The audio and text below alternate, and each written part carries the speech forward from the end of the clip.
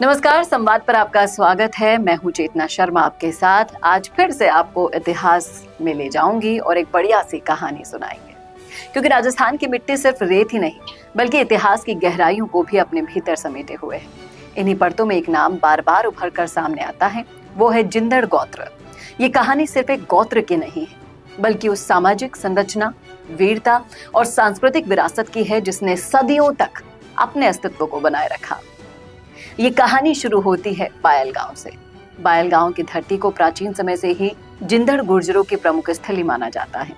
स्थानीय परंपराओं और मौखिक इतिहास के अनुसार यहाँ जिंदड़ गुर्जरों का प्रभावशाली प्रभुत्व था, जो केवल प्रशासनिक नहीं बल्कि सांस्कृतिक और धार्मिक रूप से भी मजबूत था।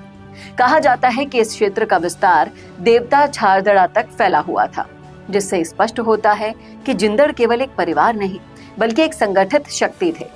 बायल को देवों की स्थली भी कहा जाना भी इसी बात का संकेत देता है कि यहाँ धार्मिक आस्था और वीरता का अद्भुत संगम था।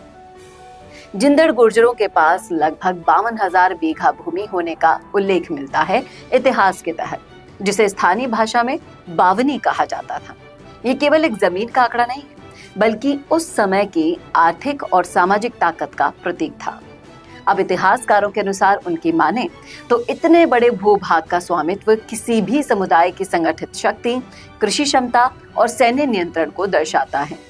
जिंदड़ गोत्र की पहचान केवल शासन तक सीमित नहीं थी। इन्हें वीर योद्धा और गौ रक्षक के रूप में भी जाना जाता रहा है। ग्रामीण समाज में गाय की रक्षा को धर्म और कर्तव्य दोनों माना जाता था और जिंदड़ इस परंपरा के अग्रणी रहे। जैसे कि राजा गंग गुर्जर एक ऐतिहासिक पात्र थे। बायल की इसी धरती पर उनका जन्म हुआ था। राजा गंग गुर्जर का लोक कथाओं की माने तो उनके अनुसार राजा गंग गुर्जर की 2 संतानें थीं, हर्षा और जीर्ण। जीर्ण का बचपन का नाम जीवनी बताया जाता है और ये पूरा विवरण उस समय की पारिवारिक संरचना और नामकरण परंपराओं की झलक देता है। बायल में एक प्राचीन बावड़ी का भी उल्लेख मिलता है। मान्यता थी कि इस बावड़ी के जल से अगर कोई स्नान करता है या कोई पानी पी लेता है, जो बालक इसका पानी पी लेते हैं उनमें साहस और शक्ति का संचार होता था। हालांकि इस प्रकार की मान्यताएं ऐतिहासिक से अधिक सांस्कृतिक और लोक विश्वास का हिस्सा मानी जाती हैं। अब जो वंशावली और व्यापक ऐतिहासिक संदर्भ देखे जाते हैं, उन्हीं के अनुसार जिंदड़ गोत्र को कुछ परंपराएं प्राचीन गुर्जर वंश से जोड़ा करती हैं, जिनका संबंध आगे चलकर गुर्जर प्रतिहार काल और अन्य राजवंशों से जोड़ा जाता है, जैसे कि जाट इतिहास, गुर्जर इतिहास और मध्यकालीन भारत। ऐसी पुस्तकों में गुर्जर और जाट समुदाय के आपसी संबंधों पर भी चर्चा मिलती है। हालांकि ये ध्यान रखना जरूरी है कि इन वंशावलियों का बड़ा हिस्सा पौराणिक और पारंपरिक स्रोतों पर आधारित है, जिनकी ऐतिहासिक पुष्टि सीमित रूप में ही उपलब्ध है। अब इतिहास और मान्यताओं के बीच कुछ कथाओं में जिंदड़ या जिंदल वंश को त्रेता युग के शासकों से भी जोड़ा जाता है, जिन्होंने झांसी क्षेत्र में जिंदलपुर नामक नगरी बसाई।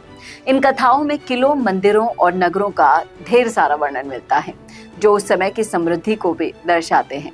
लेकिन अगर आधुनिक इतिहासकारों की बात करें तो उनके इन दावों को पौराणिक परंपराओं और लोक कथाओं की श्रेणी में रखते हैं, क्योंकि इनके ठोस पुरातात्विक प्रमाण बहुत ही सीमित हैं। तो किसी दर्शक ने हमसे पूछा था, इसलिए हम ये पूरा इतिहास जहां से भी मिला आपके लिए एक वीडियो में लेकर आए हैं। जिंदड़ गोत्र का इतिहास एक दिलचस्प संगम है, स्थानीय इतिहास से लेकर सामाजिक संरचना और लोक कथाओं और पौराणिक वंशावलियों का, जहां एक और बायल और उसके आसपास के क्षेत्रों में जिंदड़ गुर्जरों का प्रभाव स्थानीय इतिहास में स्पष्ट रूप से दिखता है। वहीं दूसरी ओर त्रेता युग और प्राचीन साम्राज्यों से जुड़े दावे अधिकतर आस्था और परंपरा पर आधारित है। इतिहासकारों के लिए ये एक शोध का विषय हो सकता है, लेकिन समाज के लिए तो ये गौरव, पहचान और सांस्कृतिक विरासत का प्रतीक था, है और हमेशा रहेगा। अगर आप भी इसी गोत्र से आते हैं और इसके उलट आपको और भी जानकारियां हैं इसके बारे में, तो हमसे शेयर कीजिएगा कमेंट बॉक्स में। कैसी लगी ये जानकारी ये जरूर बताइएगा, और अगर आपके मन में है कि इस पर भी एक वीडियो तो बनना ही चाहिए, तो शेयर कीजिएगा वो सब्जेक्ट भी हमारे साथ कमेंट बॉक्स में। कैसा लगा वीडियो ये बताना ना भूलेगा, और ऐसे वीडियोस के लिए देखते रहिए संवाद भारत का, भारत के लिए। नमस्कार।